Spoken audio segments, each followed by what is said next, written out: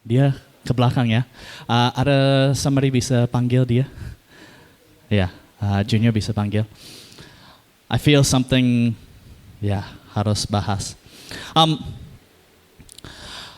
Bulan ini kita ada tema yang yang tema brick by brick. Kita bangun sesuatu dan yang hari ini sebenarnya ini sesuatu aku rasa dari tahun lalu. Dan dari tahun lalu aku yang study sampai sekarang aku mau sharing. Mungkin aku gak bisa selesai di dalam satu hari ini, mungkin yang bulan depan atau 2 bulan depan lanjut. Tapi ini aku rasa untuk kita semua di sini. Aku kasih judul roar, teriak yang seperti yang singa yang roar.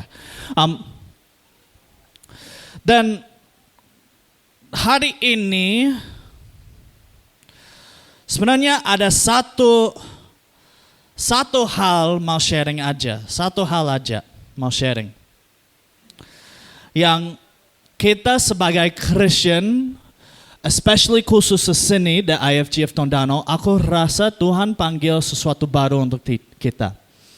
Itu untuk kita deklarasi kebaikan Tuhan di atas hidup kita, di atas gereja kita, dan di atas kota kita. Dan itu butuh iman untuk kita deklarasi dan kita harus tahu firman Tuhan, katanya firman Tuhan itu apa. Ini semua sebenarnya seperti aku bilang mulai dari tahun lalu. Akhir tahun lalu kalau gak salah Rico aja. Akhir tahun lalu kalau gak salah bulan November atau Desember. Lagi di sini kita lagi doa malam. Ini sebenarnya aku gak sering ikut doa malam. Sekarang musimnya sedikit susah untuk ikut doa malam. Malam itu waktu sama keluarga. Jadi bulan November tahun lalu aku ingat pastor ada di situ yang kita kalau belum pernah ikut doa malam kita taruh kursi di ya seperti bulat yang apa namanya itu lingkar, thank you, lingkar di sini. Dan aku lagi jalan di sini, tiba-tiba di dalam perut aku rasa sesuatu aneh. Dan itu mulai dari sini dan itu seperti yang ada sesuatu yang bukan marah. Tapi sesuatu yang keras mau terjadi. Sesuatu yang kuat mau terjadi. Dan di dalam waktu itu, tiba-tiba ada suara keluar dari mulut aku. Dan aku hanya bisa yang, kalau jelasin suara itu seperti yang singa yang roar. Begitu. Roar bahasa Indonesia apa? Apa? Mengaum. Kalau diklasifikasi yang suara itu seperti mengaum. Kata baru aku belajar. Dan sebenarnya waktu itu aku rasa seperti itu bahasa roh yang baru terjadi. Aku ingat pertama kali aku dapat bahasa roh itu aku yang mungkin umur 16 atau 17. Itu pertama kali aku rasa ada sesuatu dari dalam keluar dan itu bukan yang aku yang buat suara itu. Dan malam itu aku rasa itu terjadi juga. Dan ini yang Tuhan bilang ke aku. Dia mau gereja dia seperti singa, mengaum. Deklarasi yang berani. Bukan yang malu-malu lagi, tapi kita maju karena kita seperti singa Tuhan. Itu aku kasih cerita itu untuk kalian mengerti khotbah ini keluar dari apa. Itu keluar dari sesuatu baru terjadi dalam hidup aku dan keluar.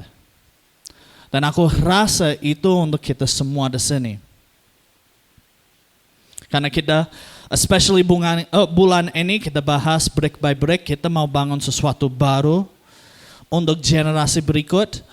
Aku gak mau generasi berikut malu-malu untuk firman Tuhan. Malu-malu sharing Yesus ke teman-teman. Gak mau. Kita harus berani. Dan kita akan sharing kenapa kita harus berani. Kalau kalian tahu yang semua cerita-cerita dari Alkitab, ada satu cerita sebenarnya tentang singa. Itu dari Amos. Kalau pernah baca Amos, itu cerita waktu bangsa Israel, mereka lagi jauh dari Tuhan. Kalian bisa baca semua Amos, itu gak panjang. Mereka jauh dari Tuhan. Dan waktu itu, Amos dia dapat yang nubuatan untuk Israel. Dan di dalam nubuatan itu Tuhan Yesus dia seperti singa waktu itu. Nah, untuk tahu ceritanya, Amos sebenarnya dia bukan, thank you Rico. Amos dia bukan yang orang terkenal. Dia orang petani. Bukan orang special, bukan yang dia bukan ikut yang seminari, sekolah tinggi, teologi, gak begitu. Dia orang biasa, orang petani. Tiba-tiba waktu dia lagi di pati, lagi ambil buah atau apa, dia dapat nubuatan untuk Israel sama Judea.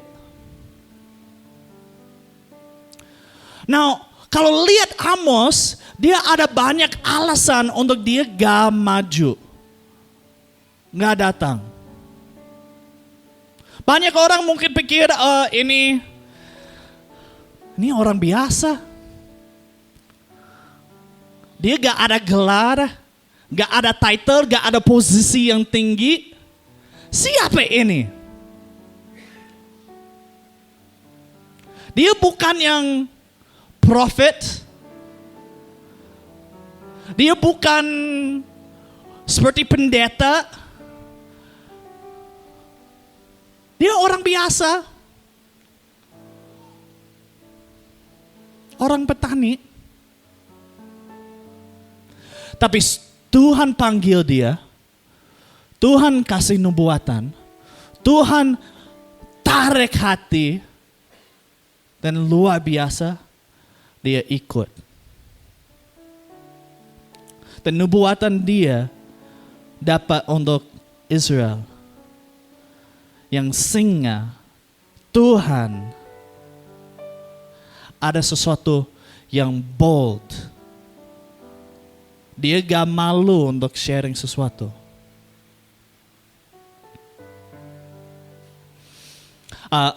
Sekarang aku lagi ada kelompok kecil sama beberapa bapak-bapak di sini, sama Kak Chris, Kak Steve, Kak Ivan juga. Sekali seminggu kita datang, kita ngopi, sharing, kita bahas yang materi discipleship journey. Sekarang kita lagi buku Grow. Berapa minggu lalu kita lagi sharing. Dan tiba-tiba kita sharing tentang brother keeper. Artinya ini. Kalau aku lihat sesuatu jelek mereka lakukan, aku boleh langsung datang ke dia dan bilang. Kemarin kita kasih contoh. Yang waktu kita sharing itu, kita kasih contoh. Kalau gak salah Kak Chris kasih contoh itu.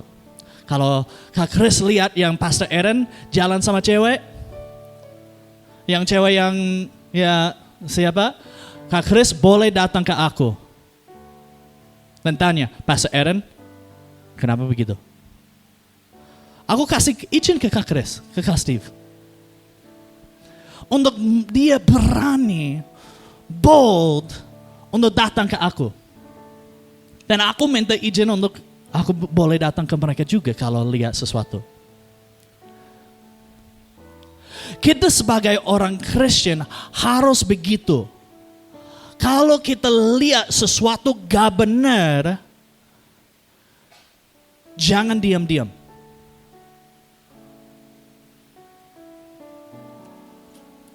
Aku dengar satu cerita dari siapa itu?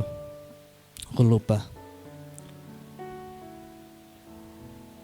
Kalau gak salah pernah sharing di sini. Cara yang paling gampang untuk bikin ruang yang kotor, diamin. Cara yang paling gampang untuk bikin ruang kotor, bukan yang lempar sampah atau apa, itu harus ada yang niat untuk gitu. Bikin ruang kotor yang paling gampang, diamin. Mau kota kita, mau teman-teman kita, mau keluarga kita yang hancur, gak jalan benar, cara yang paling gampang, diam. Kalau aku lihat Judah lakukan sesuatu salah,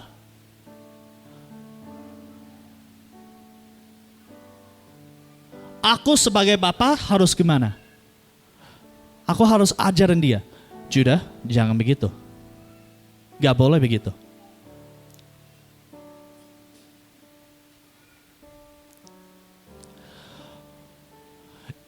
Ini khotbah untuk kasih arah untuk kita semua.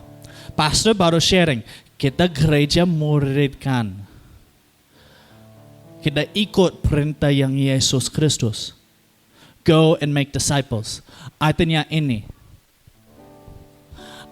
Semua di sini harus ada murid juga. Dan kalau lihat murid itu lakukan sesuatu salah, koreksiin mereka. Jangan diam.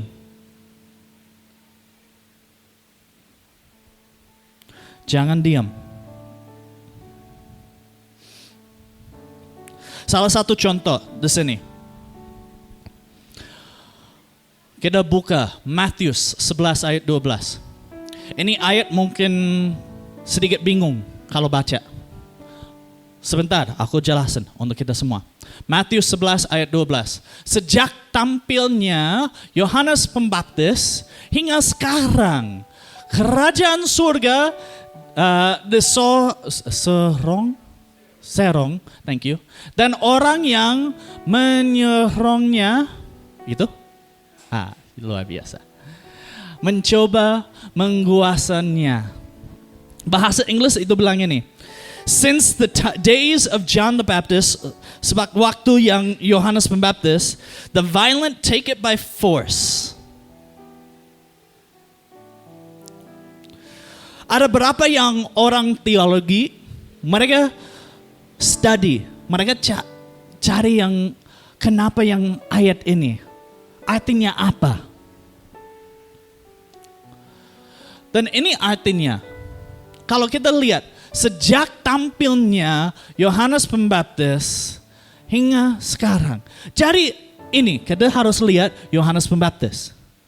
Dari waktu dia, sesuatu yang baru yang terjadi sampai yang waktu itu. Yesus bilang. Jadi Yohanes Pembaptis, dia lakukan apa? Artinya. Karena kalau lihat yang ayat selanjut, ini artinya kerajaan surga lebih besar dan lebih besar dan lebih banyak jiwa kenal Yesus Kristus, lebih banyak jiwa ikut yang Tuhan. Tapi pertanyaan aku, Yohanes Pembaptis dia lakukan apa? Boleh next slide. Dia lakukan 3 hal sebenarnya. Kalau kita baca yang Matius 3, itu pengkhotbah yang Yohanes Pembaptis. Kalian boleh tulis catatan nanti di rumah, baca ini. Kalian bisa lihat sendiri. Matius 3 ayat 1 sampai 8. Sebenarnya kalau itu gak salah itu sampai ayat 10. Tapi 3 hal dia sharing. 3 hal. Dan ini sedikit harus berani untuk ini terjadi.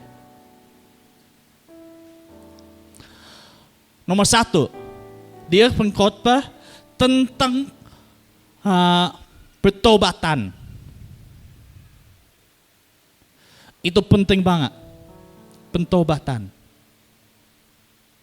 Harus bertobat. Kedua, confess your sins.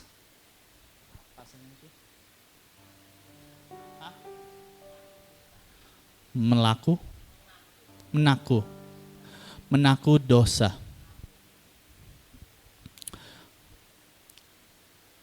Ketiga, dia bilang ini, harus berbuat, produce fruit. Hasilkan lebuah. Thank you. Yang baris depan di sini selalu bantu aku. Kalau gak ada baris depan sini, aduh, kalian sebelah kan diam banget. Gimana?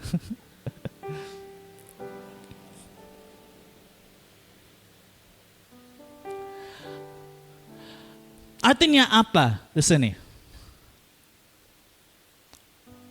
Terus, kamu harus berani untuk yang kasih tahu yang kalau teman-teman gak benar. Harus. Kalau gak jalan benar, kalau gak jalan yang ikut Tuhan Yesus, harus berani untuk bilang.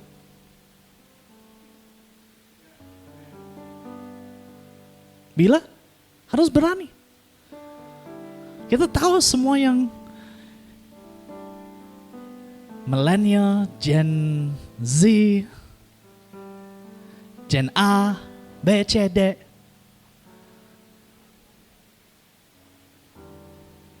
Jangan diam-diam. Kalau diam, itu artinya nggak apa-apa. Jangan diam-diam. Kalau kita lihat Amsal 28 ayat 1. Next slide. Tetapi orang benar merasa berani seperti singa muda.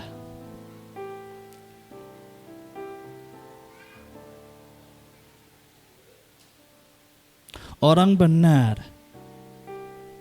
Banyak orang mungkin yang baca ayat itu dan pikir, aku bukan orang benar, jadi aku gak harus yang berani seperti singa. Tapi kalian lupa, kita semua gak benar, jadi harus gimana? Kita benar bukan karena Anda yang lakukan yang benar sebenarnya. Kita benar karena Yesus Kristus dalam kita. Jadi harus berani bukan karena yang Anda yang benar sendiri.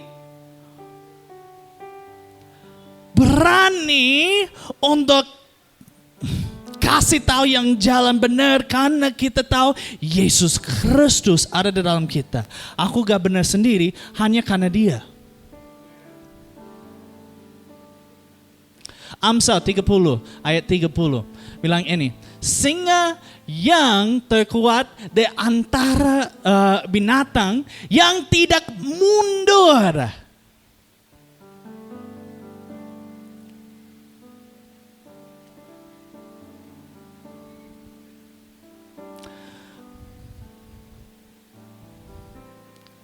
Ingat, ini semua keluar dari yang malam itu, waktu doa malam.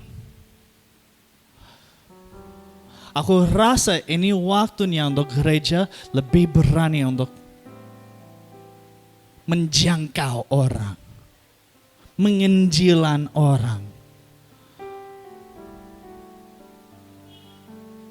Karena apa? Karena kita ada yang Tuhan Yesus. Kalau kita baca yang Wahyu, dia yang singa yang terkuat. Boleh next slide.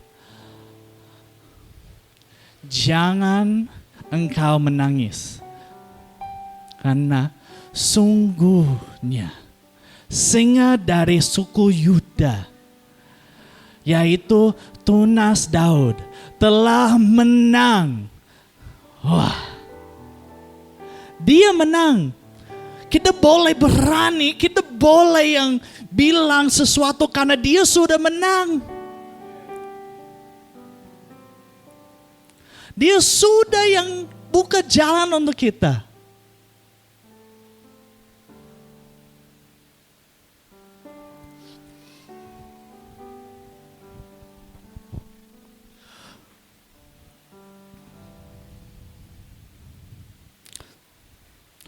Waktu aku yang SMA, SMP, SMA, aku lari dari Tuhan sebenarnya. Lari dari Tuhan karena ya setiap hari Minggu aku di gereja. Papa aku pendeta. Dua opa aku pendeta. Yang gereja terus. Lari dari Tuhan. Waktu SMA, ya aku suka party-party sama teman.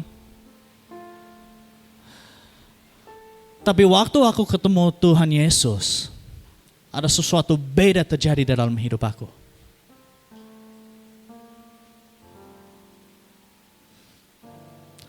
Sampai yang sebelum ada graduation dari SMA, sebelum lulus, mereka ada satu kelompok untuk orang Kristen. Sebenarnya aku nggak terlalu dalam di dalam kelompok itu. Tapi karena ada Tuhan Yesus dalam aku mulai datang, mau ikut, mau belajar bersama. Tiba-tiba di graduation aku, mereka minta aku yang kesaksian di situ. Itu pertama kali aku yang kesaksian depan yang semua yang di sekolah.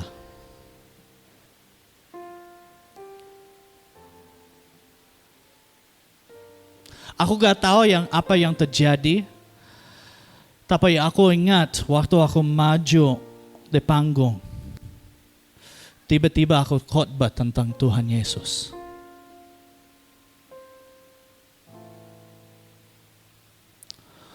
Kita gak berani, kita gak gimana-gimana karena kita hebat. Ingat itu, semua anak muda di sini. Kalian, princess, ingat. Bukan karena kita hebat sendiri. Bukan karena Keisha yang luar biasa sendiri. Hanya karena Tuhan Yesus ada di dalam Anda.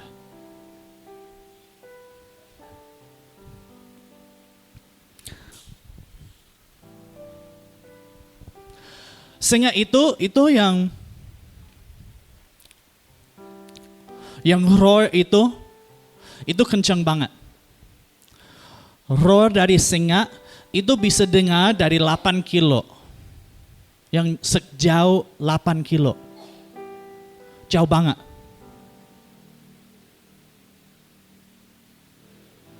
Delapan kilo. Dan mereka yang mengaum. Mereka mengaum karena beberapa hal. Salah satu, karena itu tempat mereka dan mereka mau kasih tahu semua yang singa yang lain, ini tempat aku, gak boleh dekat sini.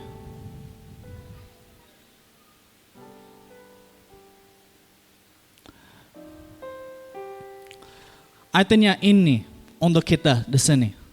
Kalau kita berani, kita ada yang deklarasi yang berani seperti itu.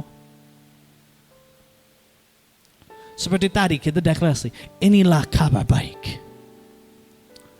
Sebenarnya semua itu doa untuk Anda sendiri, untuk kotanya, itu deklarasi seperti mengaum yang singa. We are saying to the devil, gak boleh di sini. Ini kota aku. Ini keluarga aku. Iblis gak boleh di sini.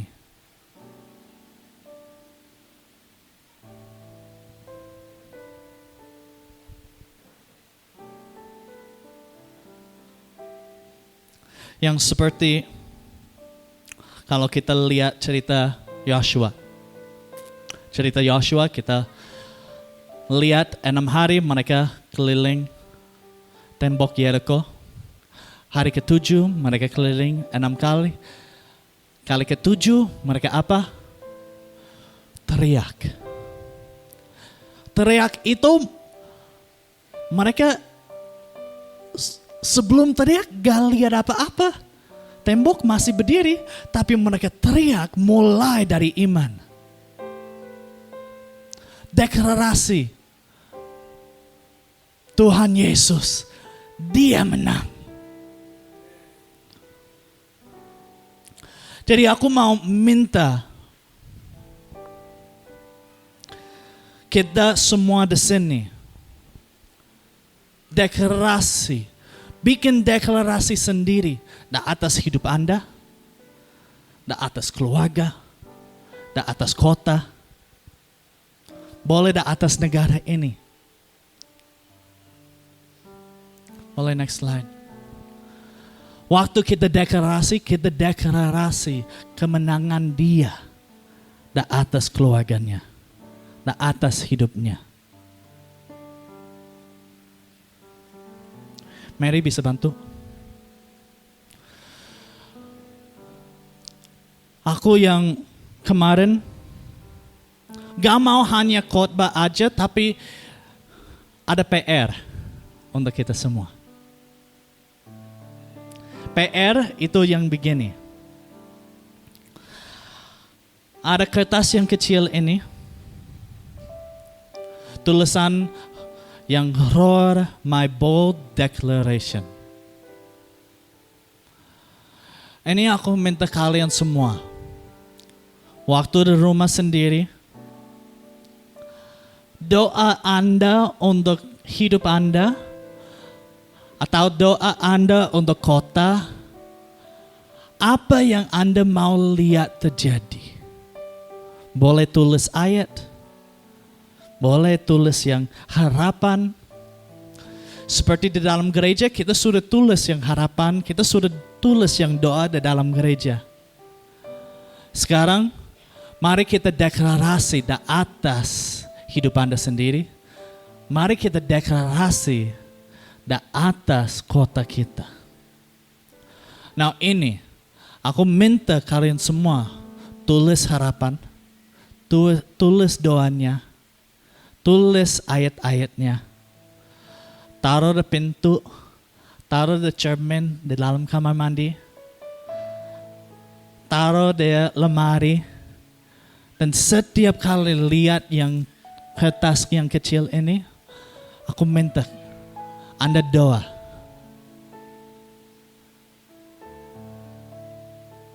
Anda doa untuk keluarganya. Doa untuk kotanya. Mulai declare dalam iman.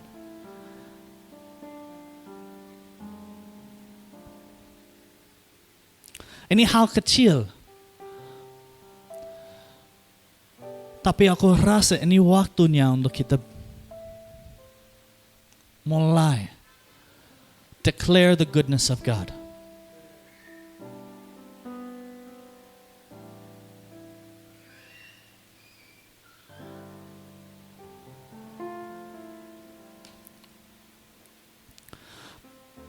Mari kita doa. Oh, sebelum doa, aku Aku lupa, ada satu ayat lagi. Yakobus 4 ayat 2. Itu bilang ini penting untuk kita semua. Kamu tidak memperoleh apa-apa karena kamu tidak berdoa.